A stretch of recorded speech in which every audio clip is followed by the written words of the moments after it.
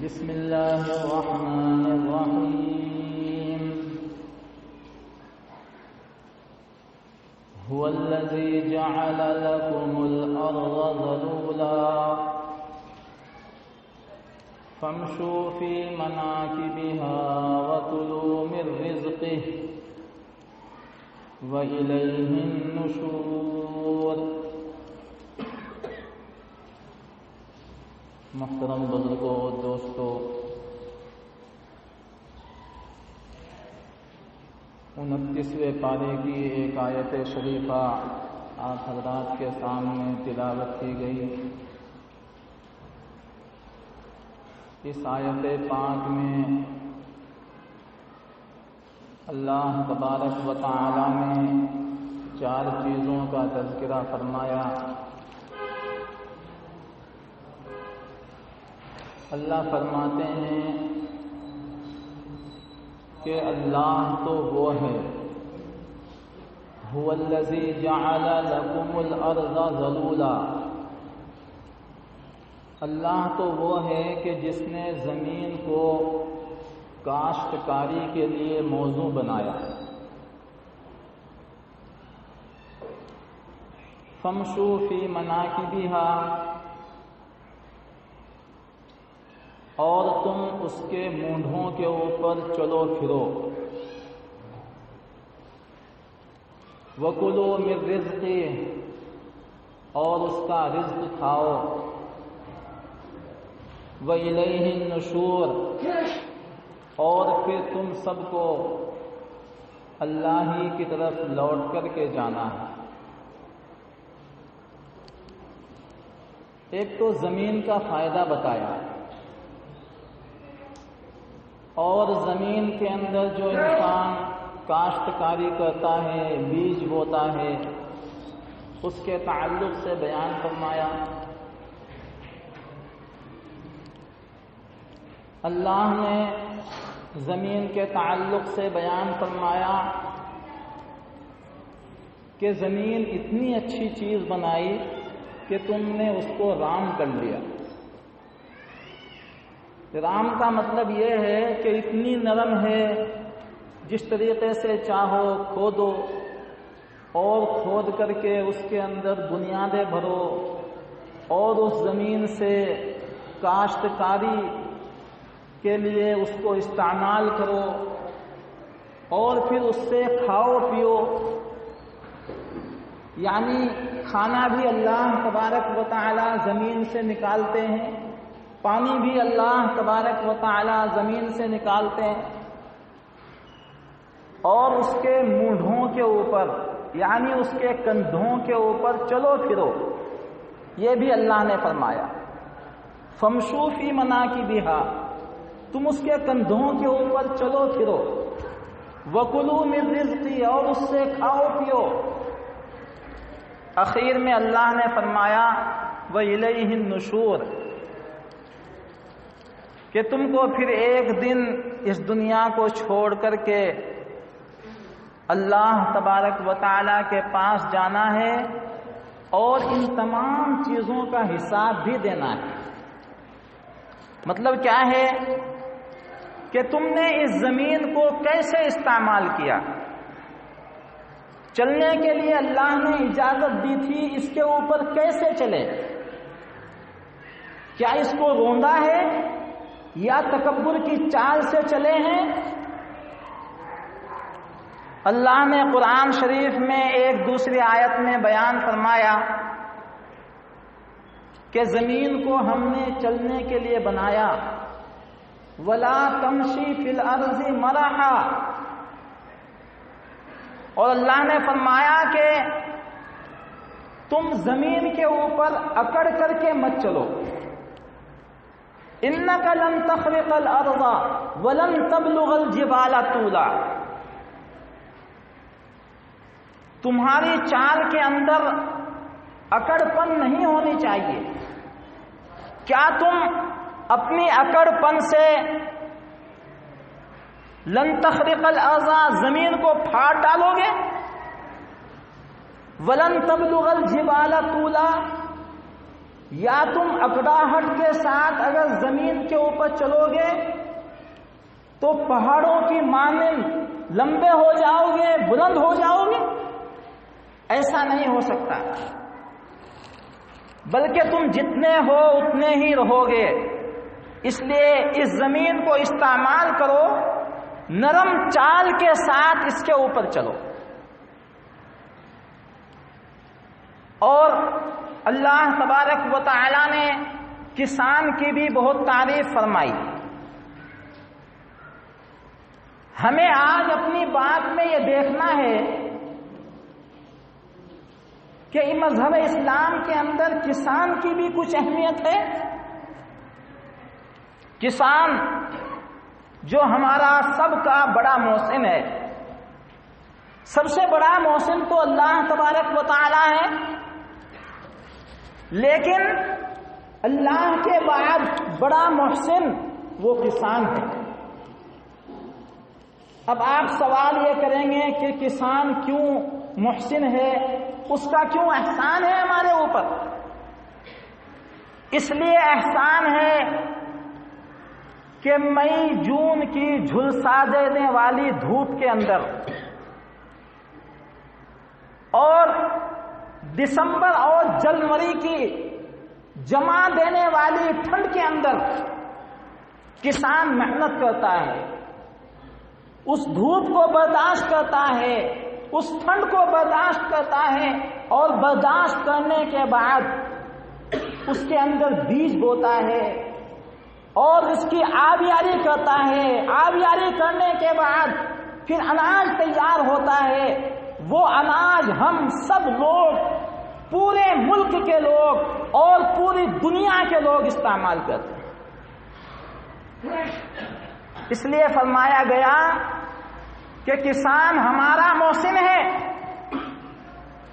سب سے بڑا محسن اللہ تبارک و تعالی نے زمین بنائی، اور اس زمین کے اندر ہم لوگ کاشتکاری کرتے ہیں، اس کے اندر بیج ڈالتے ہیں اور پھر اس کو سینچتے ہیں، اس کے اندر پانی دیتے ہیں، اور پانی دینے کے بعد اس پیداوار کو بڑھاتے ہیں، اس کے اوپر پھل آتے ہیں، اناج آتے ہیں، اور ان کو پھر انسان استعمال کرتا ہے، بڑے مزے سے کھاتا ہے۔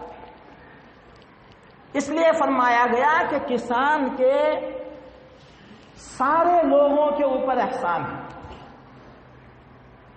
اور ایک جگہ تو یہ لکھا ہے کہ کسان ہم سب کا میزبان ہے۔ میزبان کس کو کہتے ہیں؟ جو مہمانوں کو کھانا کھلائے۔ ایک ہوتا ہے مہمان اور ایک ہوتا ہے میزبان۔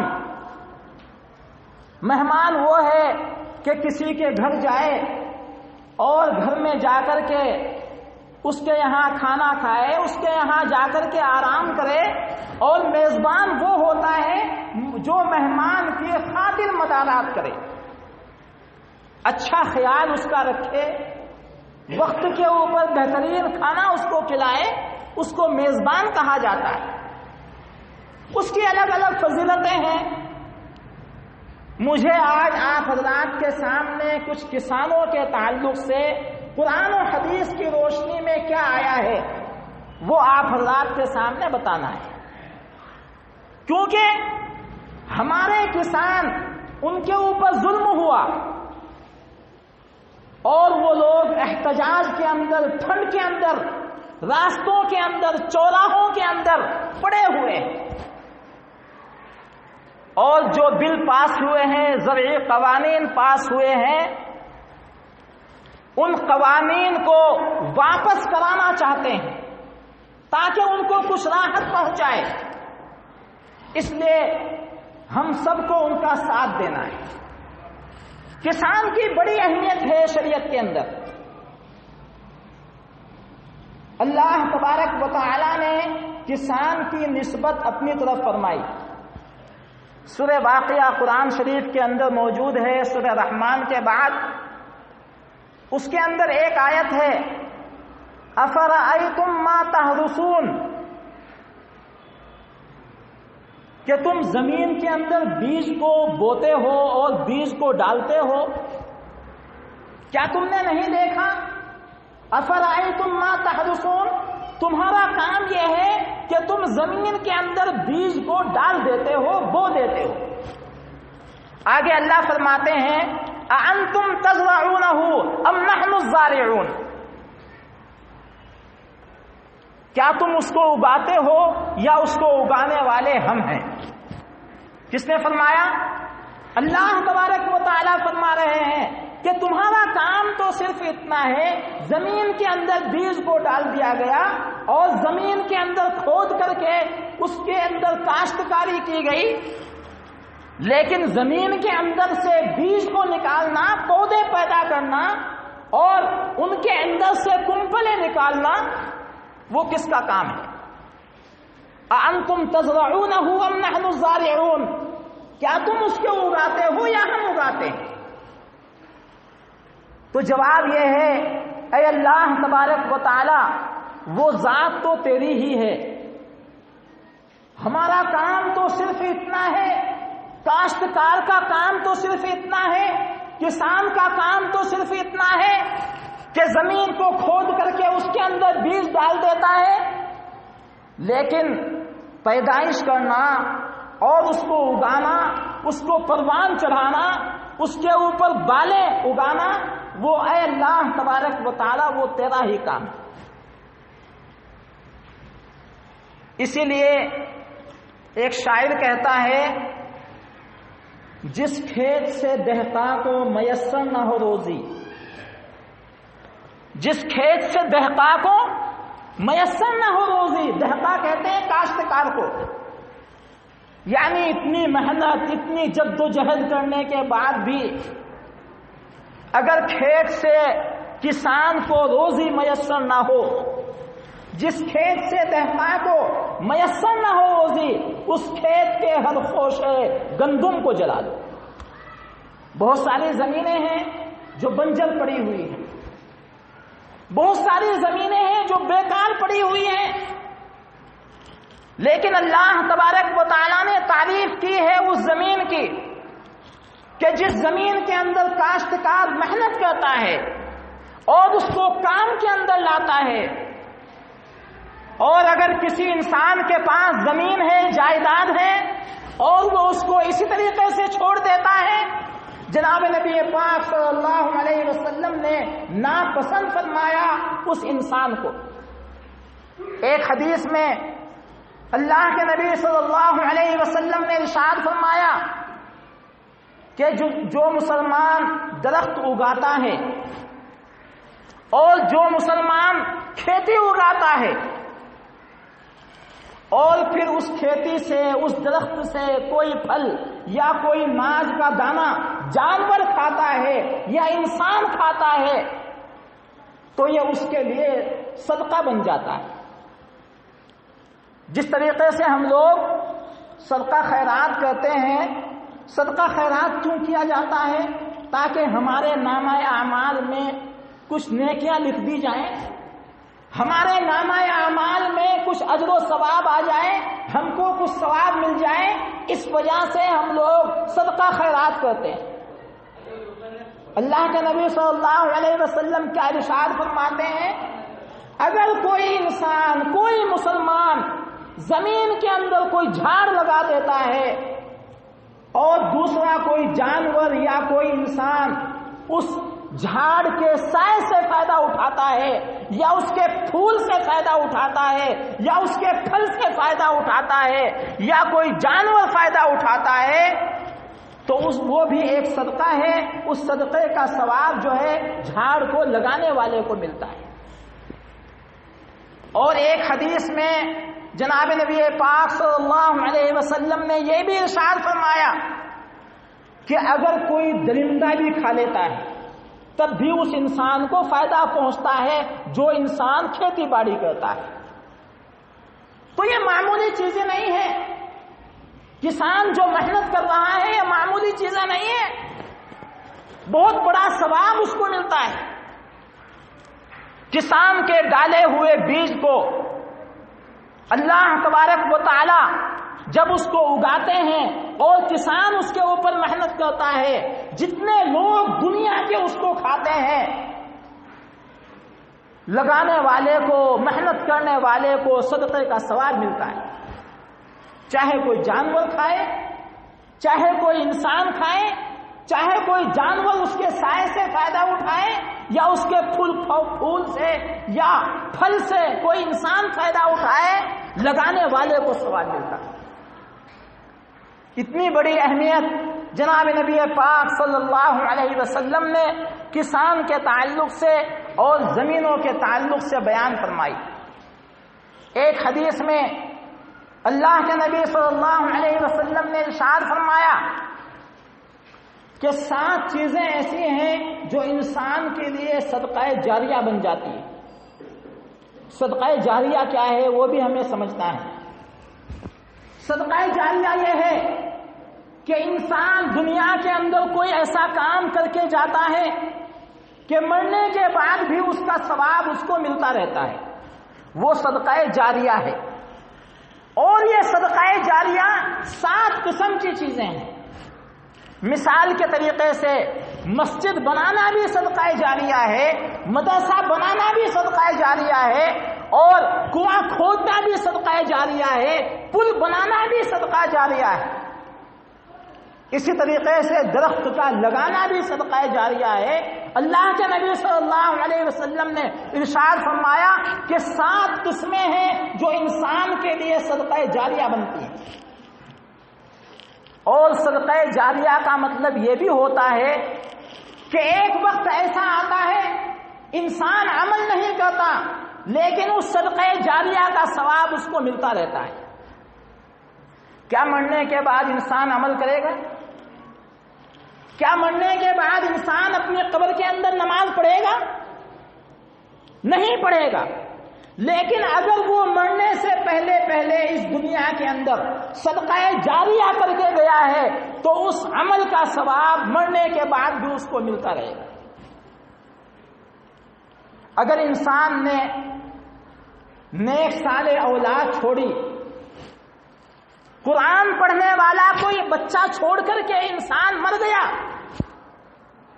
اب انسان تو مر گیا لیکن اس کی اولاد قرآن پڑھ رہی ہے، الحمدللہ رب العالمین پڑھتی ہے، تو اس الحمدللہ رب العالمین کا ثواب اس باپ کو جو اس دنیا کو چھوڑ کر کے چلا گیا ہے اس کو ملتا رہے گا۔ تو یہ صدقہ جاریہ ہے طلب گر خیر کی تو خیر کے اسباب بنا،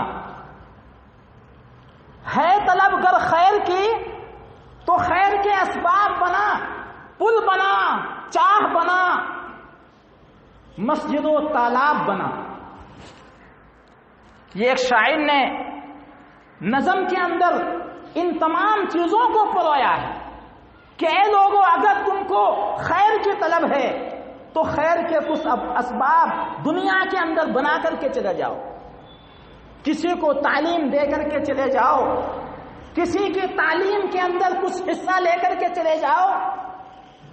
اگر کچھ بچے پڑھ رہے ہوں، تعلیم حاصل کر رہے ہوں اور آپ نے ان کی تعلیم میں کچھ حصہ لے لیا، وہ بھی صدقہ جاریہ ہے۔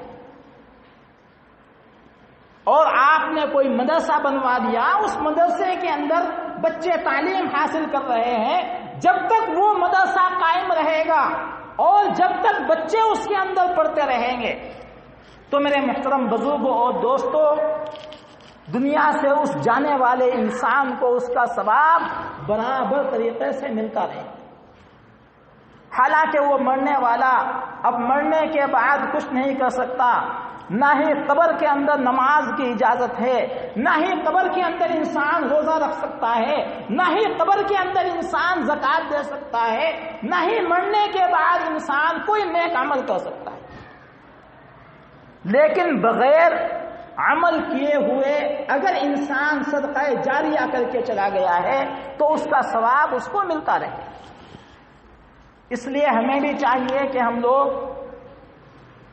زمین سے بھی فائدہ اٹھائیں، کاشتکاروں کے لیے بھی دعائیں کریں، اللہ تبارک و تعالیٰ ان کی محنت کو 4 چاند لگائیں، وہ لوگ نہ ٹھنڈ کو دیکھتے ہیں نہ دھوپ کو دیکھتے ہیں، اور اس دھوپ کی حالت میں، اس ٹھنڈ کی حالت میں برابر طریقے سے کھیتوں کے اندر جاتے ہیں اور زمین کو کھودتے ہیں، اس کے اندر اناج کو ڈالتے ہیں اور پھر اس کو پکاتے ہیں، اور وہ اناج پھر پوری قوم کھاتی ہے، پوری دنیا استعمال کرتی ہے، اور پورے جانور اس اناج کو استعمال کرتے ہیں۔ تو یہ بھی ایک بہت بڑا صدقہ ہے۔ تو اللہ کے نبی صلی اللہ علیہ وسلم نے کیا ارشاد فرمایا کہ 7 قسم کی چیزیں ایسی ہیں جو انسان کے لیے صدقہ جاریہ ہیں، اور ان میں سے بہترین صدقہ جاریہ کھجور کا درخت لگانا ہے۔ کھجور کے درخت کی تعریف اللہ نے قرآن شریف کے اندر بھی بیان فرمائی۔ عرب ممالک میں زیادہ تر کھجور کے باغات ہیں، اور کئی قسم کے کھجوریں ہیں۔ الحمدللہ مدینہ المنورہ کے اندر آپ جائیے، ہزاروں قسم کی کھجوریں آپ کو مل جائیں گی۔ اللہ کے نبی صلی اللہ علیہ وسلم بھی کھجوروں کی کاشت کیا کرتے تھے، صحابہ کرام رضی اللہ عنہم اجمعین کھجوروں کی کاشت کیا کرتے تھے۔ تو جناب نبی پاک صلی اللہ علیہ وسلم نے یہ ارشاد فرمایا کہ بہترین صدقہ جاریہ وہ کھجور کا درخت لگا دینا۔ لیکن اگر کھجور کا درخت نہیں لگا سکتے، کوئی سا بھی درخت ہو، آئندہ چل کر کے اس سے لوگوں کو یا جانوروں کو فائدہ پہنچتا ہے، سائے سے بھی فائدہ پہنچتا ہے، اس کے پھول سے فائدہ پہنچتا ہے، یا اس کی پتیوں سے فائدہ پہنچتا ہے، یا اس کے پھلوں سے فائدہ پہنچتا ہے، تو لگانے والے کو برابر طریقے سے ثواب ملتا رہتا ہے۔ حضرت علی رضی اللہ تعالی عنہ کو سب لوگ جانتے ہیں، حضور پاک صلی اللہ علیہ وسلم کے داماد ہیں، حضرت فاطمہ الزہرا رضی اللہ تعالی عنہا کے شوہر نامدار ہیں۔ ان کے پاس ایک صاحب آئے اور وہ آ کر کے کہنے لگے کہ حضرت ایک زمین بنجر پڑی ہوئی تھی، اور اس کے اندر کوئی بھی آدمی کچھ بھی نہیں اگا رہا تھا۔ میں نے اس کے اندر جا کر کے ایک نہر کھودی اور نہر کا پانی اس زمین کے اندر دیا، اور پھر میں نے اس زمین کے اندر بونا شروع کر دیا، یعنی کچھ اگانا شروع کر دیا، جس سے میں کھا لے رہا ہوں اور میں اس سے فائدہ اٹھا رہا ہوں۔ تو حضرت علی رضی اللہ تعالی عنہ نے فرمایا کہ شاباش، تم کھاتے رہو پیتے رہو، زمین اللہ تبارک و تعالیٰ کی بہت بڑی نعمت ہے۔ جو لوگ زمین کی ناقدری کرتے ہیں اور اس کو اسی طریقے سے بنجر چھوڑ دیتے ہیں، ان کے اوپر اللہ کی لعنت ہوتی ہے۔ معلوم یہ ہوا کہ وہ زمین سرکاری زمین رہی ہوگی۔